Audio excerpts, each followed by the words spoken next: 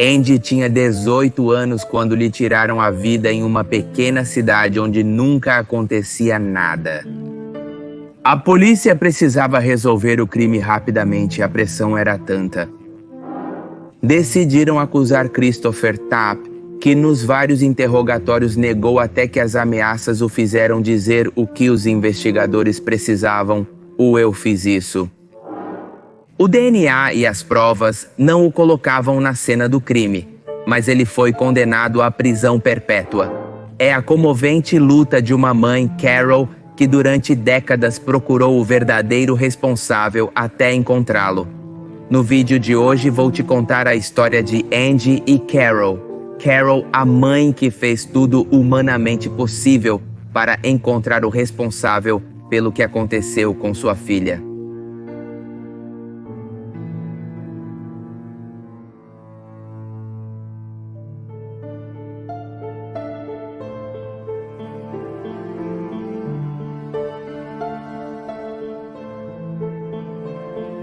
Doze horas antes de ter sua vida tirada, Andy Dodge estava na casa de sua mãe Carol.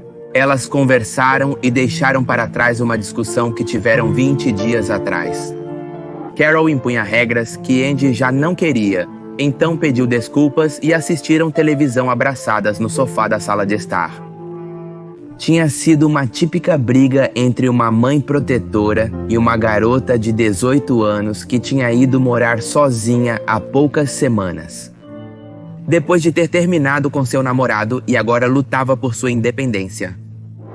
Para Carol Dodge, que a menor de seus 4 filhos e única mulher buscasse a liberdade e amadurecesse ao seu ritmo, representava um desafio difícil. Nesse último encontro, Carol sussurrou no ouvido e disse a Andy o quanto a amava e que ela sempre seria seu bebê. Depois da visita, Andy entrou em seu carro, mandou um beijo com a mão e gritou o quanto a amava e se foi. Carol não a veria novamente, ou pelo menos não viva. Na quinta-feira, 13 de junho de 96, ligaram para o negócio de produtos de beleza onde Andy trabalhava. Um colega de trabalho pediu que ela esperasse na linha e a transferiu para a gerente de recursos humanos, que foi a responsável por dar a terrível notícia à mãe. Sua filha havia sido encontrada naquela manhã já sem respirar e ela precisava ir ao departamento de polícia. Carol desligou o telefone tonta sem entender o que estava acontecendo, correu para o banheiro e colocou a cabeça sob o chuveiro de água fria. Com o cabelo pingando, entrou em seu carro e dirigiu até a polícia sem parar em nenhum dos 14 semáforos que a separavam de lá. Entrou desesperada gritando onde estava seu bebê. Nesse lugar já estava seu filho mais velho, Ben, que foi o encarregado de identificar o corpo.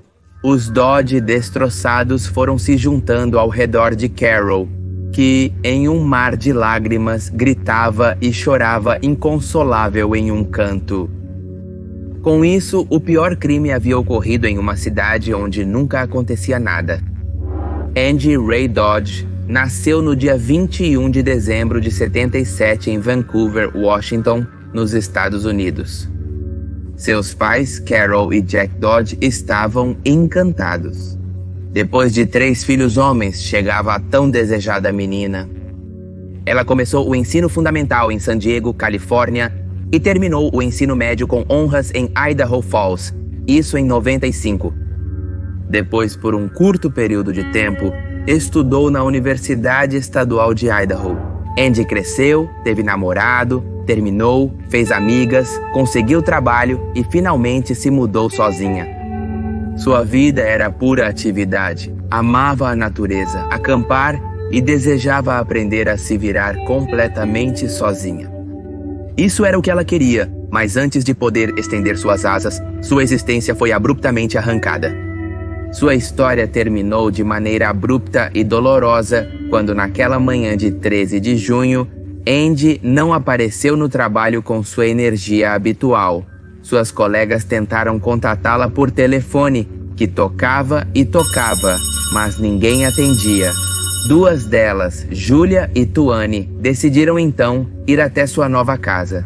chegaram à rua chamada número 444 em Idaho Falls, por volta das 11 da manhã. O prédio de 2 andares tinha uma fachada de madeira desbotada. Subiram as escadas até o primeiro andar.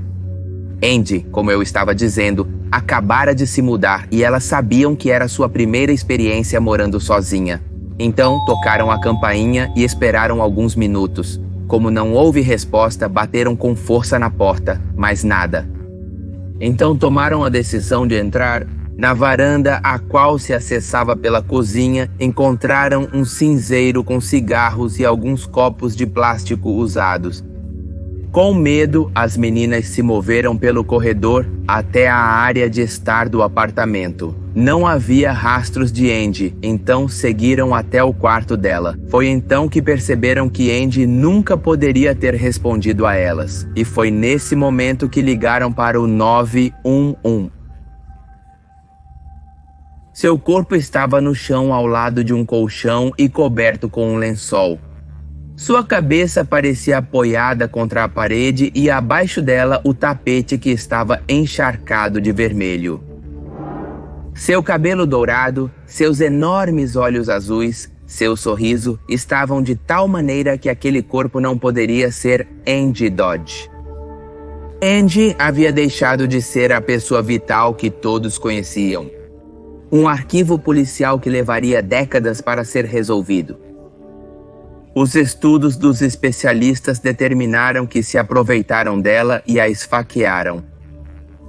Cortaram-lhe a garganta e ela tinha 14 feridas perfurantes distribuídas por todo o corpo. Seu agressor havia terminado sobre ela. Como te digo para que não sou tão grotesco e que o YouTube não nos censure? Ele havia terminado sobre ela. A porta não havia sido arrombada, mas ela havia resistido. Ela havia tentado se defender. Esse alguém havia deixado numerosos rastros. A polícia calculou que ela havia sido atacada entre a meia-noite e as 11h15 da manhã da quinta-feira 13. Os peritos recolheram os lençóis e as roupas para enviar para análise. Havia muito DNA do responsável ali. Esse material seria crucial para capturar o culpado vários ou muitos anos depois, quando os avanços tecnológicos chegassem. O detetive de Idaho, Jeff Pratt, lembrando o que aconteceu naquele dia, relatou: "Foi provavelmente o pior caso que eu tive que viver, um verdadeiro pesadelo." A cada pessoa que os investigadores entrevistaram, pediram uma amostra de sangue. Coletamos cerca de 100 amostras, mas não houve correspondências com as encontradas na cena. Isso foi explicado pelo detetive Bill Squires. A polícia tinha excelentes perfis do responsável, mas a quem pertenciam essas amostras de DNA? A busca era frustrante. Naquela época, Christopher Tapp era um jovem de 19 anos que havia abandonado os estudos e estava desempregado. No dia dos acontecimentos, ele tinha ido com um grupo de amigos passar o dia no Rio. Por outro lado, todos conheciam a Andy. Era, como já te disse várias vezes, uma pequena cidade onde ocorriam poucos crimes e a polícia de Idaho Falls não tinha experiência suficiente. Carol não podia esperar nem controlar sua angústia. Sentia que precisava se mover. Então, ela imprimiu panfletos e os distribuiu aos milhares. Ofereceu uma recompensa de $5.000 em troca de pistas. Mas ela se impôs à rotina de ir todos os dias à delegacia. Ela entrava no prédio pela porta dos fundos e os agentes, incomodados, a apelidaram de a Porta de Carol. Ela sentia que essa era a única maneira de evitar que o caso esfriasse. Carol se postava diante deles e pedia explicações, exigindo progresso. Em janeiro de 97, o melhor amigo de Christopher Tapp, Benjamin Hobbs, foi preso e acusado de se aproveitar de uma mulher, ameaçando-a com uma faca. Com isso, os alertas foram acionados. Todos se lembravam do caso de Andy Dodge, ocorrido apenas 7 meses antes. Hobbs passou a ser o principal suspeito. Tapp foi convocado para depor sobre seu amigo. Durante 21 dias, ele foi interrogado 9 vezes e outras 21 vezes submetido a um polígrafo. Os policiais queriam que ele incriminasse Hobbs, mas depois de alguns dias começaram a acreditar que ele também poderia estar envolvido. Ofereceram-lhe imunidade. Não iria para a prisão se contasse toda a verdade. No entanto, Chris recusava-se a confessar o que não havia feito. Até que um especialista armou uma armadilha para ele, mentiu e disse que ele havia falhado no detector de mentiras. Tapp, confuso e estressado até as lágrimas, contou aos investigadores o que acreditava que eles queriam ouvir, que Hobbs havia sido o responsável pelo que aconteceu a Dodge. Ele pensou que assim se livraria deles, mas a situação piorou. Sob ameaças, ele teve que continuar confessando e disse que estava com Hobbs quando Andy perdeu a vida. Ele contou no total 6 histórias diferentes. A verdade é que nos interrogatórios os agentes perguntavam e sugeriam as respostas. Tapp, aterrorizado, respondia afirmativamente a qualquer coisa. A polícia estava muito interessada em fechar com sucesso o caso e pressionava sem escrúpulos, mas enfrentava um grande problema. As provas de DNA, tanto de Tapp quanto de Hobbs, não coincidiam com as supostamente coletadas no quarto de Andy. As autoridades elaboraram uma nova hipótese. Naquela noite poderia ter existido um terceiro homem que fosse o dono do que haviam encontrado lá, do sêmen, os filhos. Então encurralaram novamente o Tapp, que apontou para outro amigo. Mais uma vez, os testes de DNA deram negativo. Os detetives ficaram furiosos com isso e disseram ao Tapp que tirariam a imunidade oferecida. Tapp negou 8 vezes no detector de mentiras ter sido o responsável, mas as ameaças de uma condenação à morte o deixaram aterrorizado. Se confessasse, por outro lado, disseram-lhe que poderia obter uma pena menos severa. A desastrosa estratégia profissional dos agentes, somada ao terror do jovem Tapp e a sua má defesa, foram determinantes para configurar uma cadeia insólita. Apesar de não haver evidência física que o envolvesse na cena do crime, ele foi acusado. Em maio de 98 começou o julgamento. Tapp manteve sua inocência, disse que sua confissão havia sido forçada e que seus testes de DNA provavam que o responsável não era ele. No entanto, foi inútil. O mais difícil para ele foi ver sua mãe enquanto era julgado e as pessoas o olhavam como um monstro.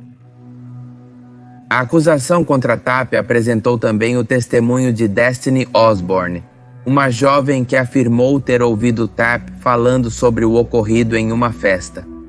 Essa mesma jovem, algum tempo depois, retratou-se de suas declarações e afirmou ter sido pressionada pela polícia para fazer essa declaração. Em 13 horas, o júri decidiu que Tapp era o culpado, então ele foi condenado à prisão perpétua e Tapp desmoronou com isso. Embora inicialmente acreditasse em sua culpa e desejasse para ele a pena de morte e que sofresse o que sua filha havia sofrido, Carol Dodge mostrou-se frustrada perante a imprensa com a sentença. Os testes de DNA não colocavam Chris na cena, mas as perguntas eram: por que ele não dizia a verdade sobre quem era esse homem? Quem era o dono do DNA?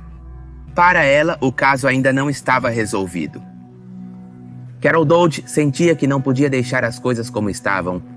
Estava decidida a encontrar o verdadeiro culpado. Então, no ano de 2008, decidiu ver com paciência dezenas de horas gravadas dos interrogatórios a Chris Tapp. Quando terminou a tarefa, estava convencida de que, na realidade, Tapp parecia saber muito pouco do que ocorreu naquela terrível noite. No ano de 2009, conseguiu que o DNA fosse incluído em um banco de dados nacionais, mas não foram encontradas coincidências. Carol, imersa em um computador que lhe deram de presente, se propôs a investigar dia e noite. Conseguiu que uma empresa da Flórida extraísse a raça da amostra de DNA e o resultado mostrou que era 85% caucasiano. Isso, de certa forma, era um grande avanço. Naquele mesmo ano, Carol entrou em contato com o especialista em DNA Greg Hapikian, que havia fundado o projeto Inocência de Idaho.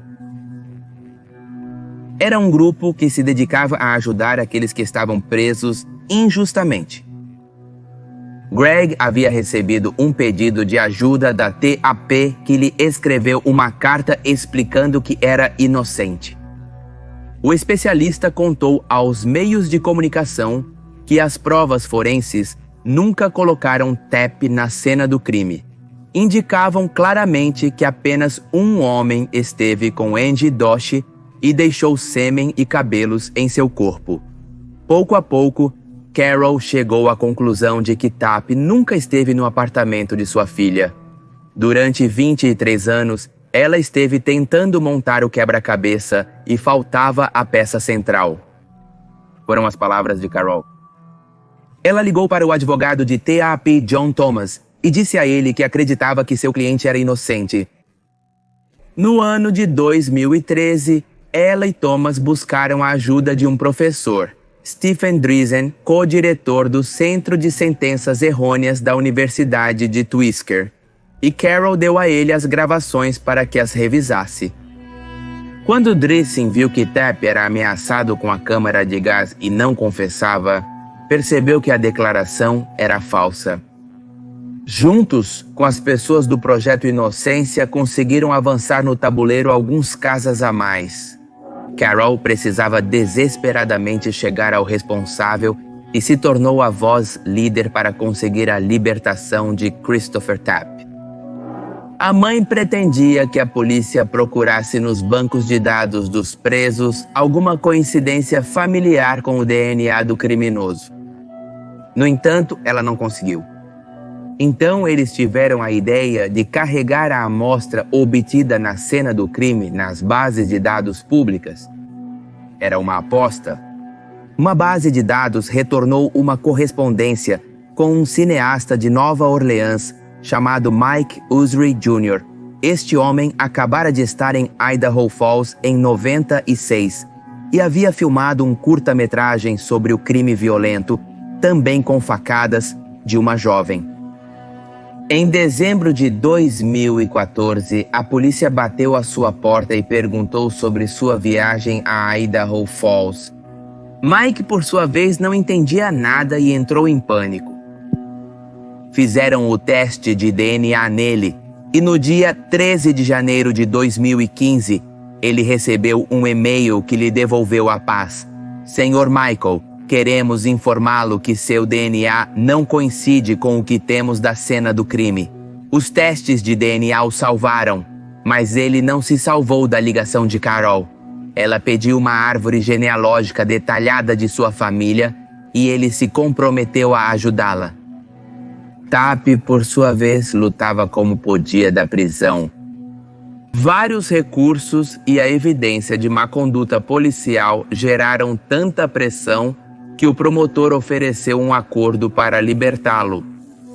TAP não queria qualquer acordo, ele queria um que lhe permitisse provar sua inocência e limpar seu nome.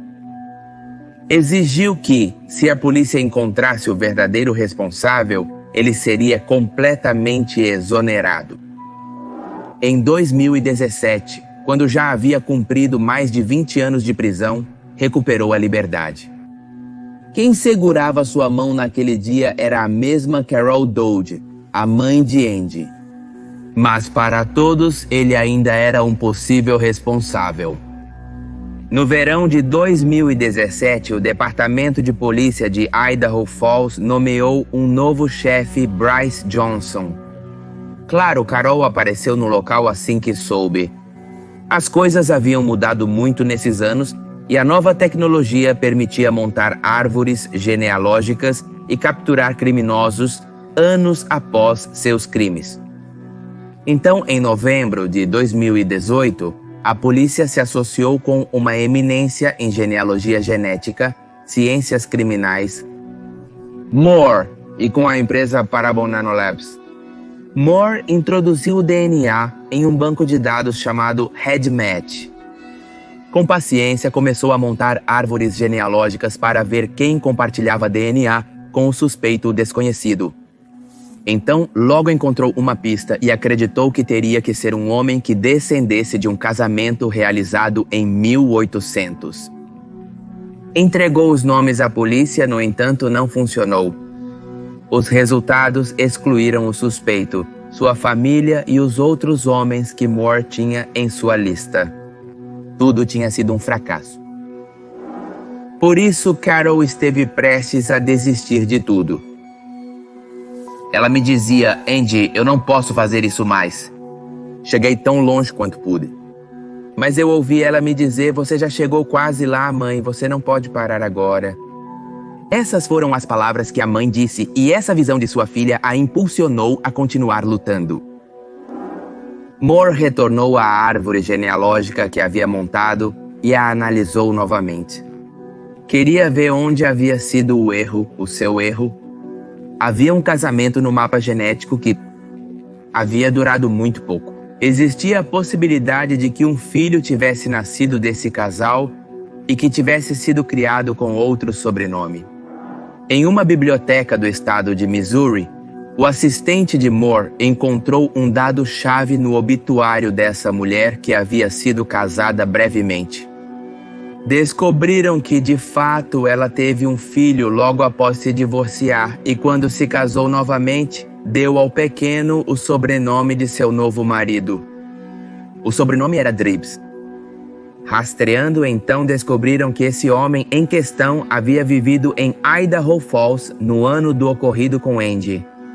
Moore passou a informação para os detetives locais que começaram a investigar Brian Dribbs. Dribbs não apenas morava em Idaho Falls, ele morava na rua que levava seu nome e no número 459, bem em frente à casa de Andy. Suspeitosamente, ele havia se mudado da cidade depois. A missão agora era conseguir seu DNA de qualquer maneira. Em maio de 2019, os investigadores viajaram até Caldwell, onde Dribbs vivia, que já tinha 53 anos. Então começaram a segui-lo de carro. Dribbs, por sua vez, não tinha ideia de que estavam procurando por ele. Fumante compulsivo, os detetives disseram que o suspeito jogou uma bituca pela janela do seu carro. Com isso, eles teriam o suficiente para comparar as amostras. Levou 20 horas para conseguir. Quando conseguiram, enviaram para o laboratório estadual de Idaho. No sábado, 11 de maio, receberam o resultado. A coincidência era total. No dia 15 de maio de 2019, Dribbs seria preso. Depois de um silêncio de alguns minutos, ele acabou dizendo, sim, eu fiz isso e aparentemente tirei a vida dela. Ele garantiu que havia agido sozinho e foi acusado naquela mesma noite. Seu julgamento foi marcado para este ano, para o 2021. Quando na coletiva de imprensa Johnson deu o nome do responsável, Carol ficou completamente furiosa. Ela disse a eles que isso parecia uma piada de mau gosto. Ela havia implorado para que coletassem seu DNA na época e, em vez disso, os detetives disseram a ela para deixá-los fazer o trabalho deles. Chris Tapp, que hoje tem 44 anos, agradeceu publicamente a Carol quando foi exonerado, chegando até a considerá-la como uma segunda mãe. Por outro lado, Carol disse, não posso expressar o quão duro foi essa mudança e as centenas de pessoas que foram afetadas pela decisão de uma única pessoa de tirar a vida da minha filha.